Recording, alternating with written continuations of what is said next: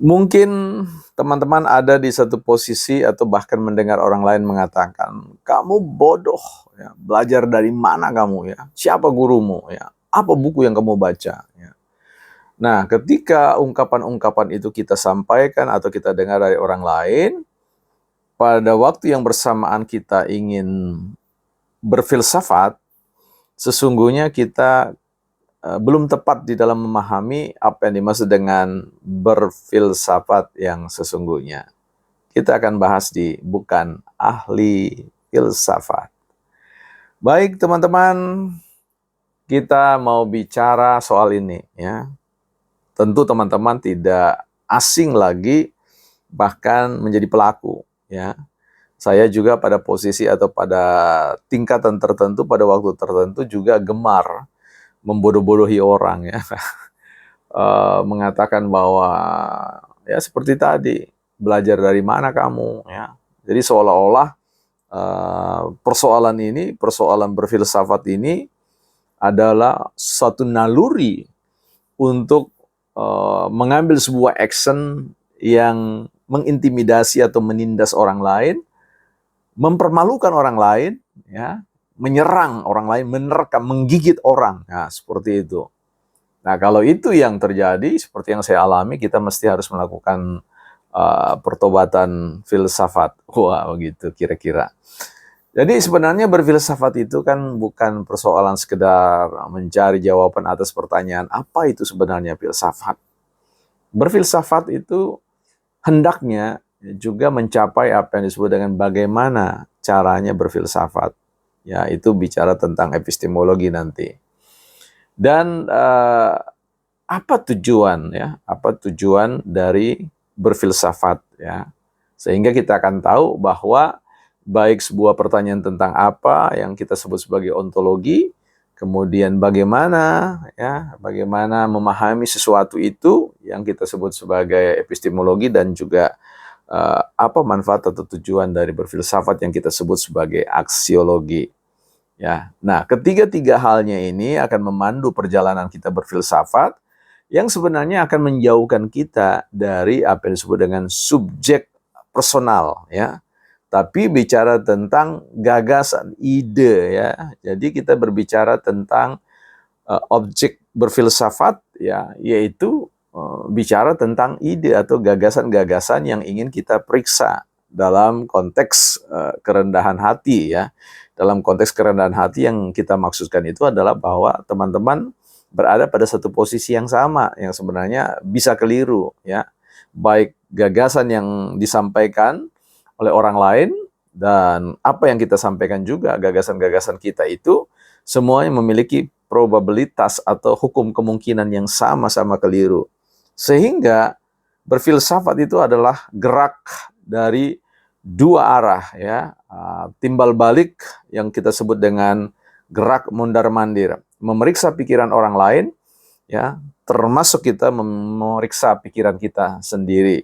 Sehingga berfilsafat itu bukanlah sebuah aktivitas mendebat orang ya, tapi mendebat pikiran yang bisa dilakukan dengan cara yang saya kira perspektif atau sudut pandang Hegel, seorang filsuf ya, ini menarik untuk kita bisa pelajari, yaitu bagaimana menghadirkan perspektif dialektika ya, dialektika atau dialog ya, menempatkan suatu siklus yang sebenarnya sederhana, tanya jawab ya.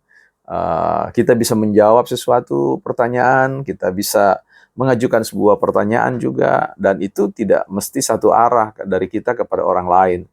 Karena memang ada bahaya ya, ada bahaya bagi kita itu seringkali kita menganggap benar menurut pandangan kita sendiri ya.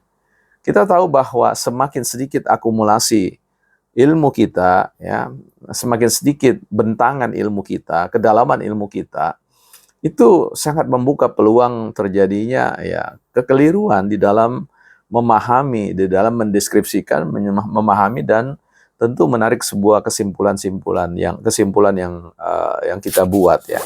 Karena itu ketika kita berbicara tentang pentingnya berfilsafat yang tidak mendebat orang tetapi ya berdialektika, berdialog Dan kata dialog ini kan menempatkan kita pada posisi yang bersahabat.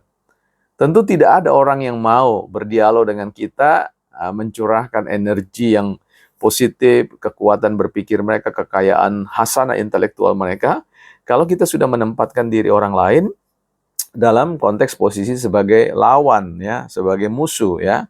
Sebab dalam hidup ini Anda membutuhkan kehadiran orang lain. Kita makhluk sosial.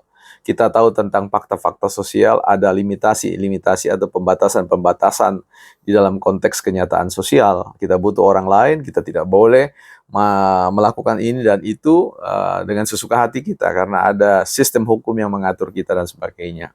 Nah, karena itu, kalau teman-teman betul-betul berniat ingin belajar berfilsafat, ya kita akan belajar dalam konteks pengendalian diri. Bagaimana mengendalikan diri, menjadi orang yang bisa berpikir dengan tenang sekalipun ditiup oleh badai, ya, perlawanan yang luar biasa.